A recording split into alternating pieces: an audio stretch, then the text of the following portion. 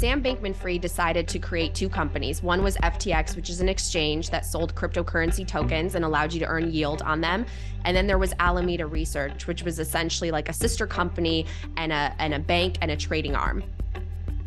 The two were supposed to be completely separate entities, but we're learning that behind closed doors, they were actually trading with one another to pump up the price of a token that he created called FTT.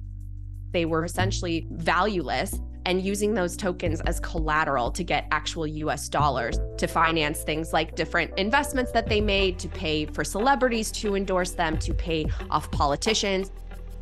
And unfortunately, they also sold Bitcoin as paper promises that people didn't actually have, which I think also manipulated the price upwards for Bitcoin.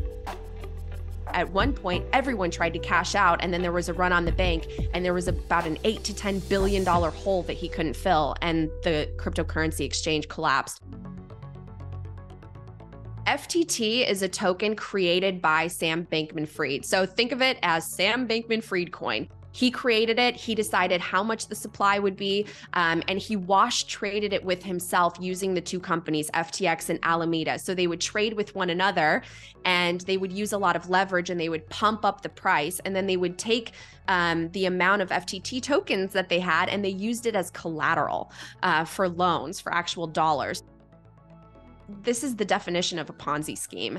And the fact that he's going out in the media right now and acting like it was a big risk management mistake, this is a very shady practice. And I think it needs to be asked, why did Sam Bankman-Fried set up this shop in the Bahamas? And I think the answer is that he wouldn't have been able to get away with this in the United States. He would have been caught a lot faster if he was using the traditional legacy system.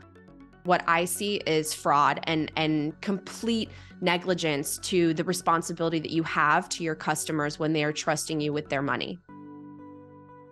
I think a lot of people who are new to this space or were looking at possibly investing see the FTX collapse and they are more nervous than ever. And so they kind of look at crypto as something that is a huge risk and somewhere maybe they don't want to put their money. And what we've seen since the SBF collapse is a lot of people have taken their Bitcoin off of exchanges, and we have a record amount that are taking self-custody, putting it in cold storage, and taking it off of exchanges.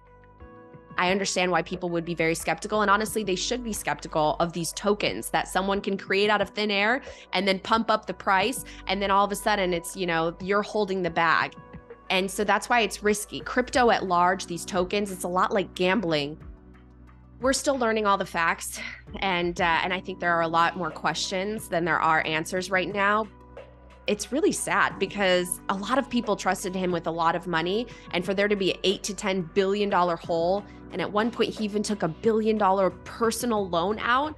I mean, he has to answer to the public and to all of the customers that lost so much money trusting him.